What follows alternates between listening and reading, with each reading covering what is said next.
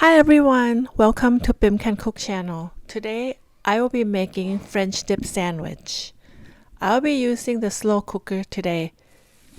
First we use the top sirloin steak and then 2 cans of the French onion dip.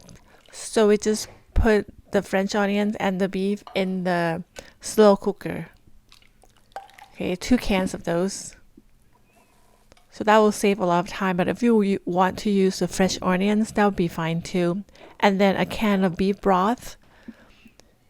Next time if I do it again, I'm probably going to use the fresh onions and make it so we can put it on top of the sandwich. Okay, so now we just poke the beef so the juice can get in as much as it can.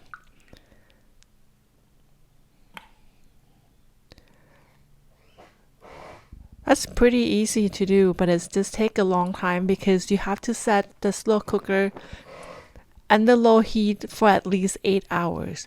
So here, after the 8 hours, so the beef is just cooked about right. I cook it inside the house, at night. It smells so good. My stomach is just, I was so hungry all night. So here, look at the beef, it's so juicy. So now we're gonna just scoop out the sauce, so we can make the dip later. You can use it all, but I only make 3 sandwiches, so I didn't make it that much.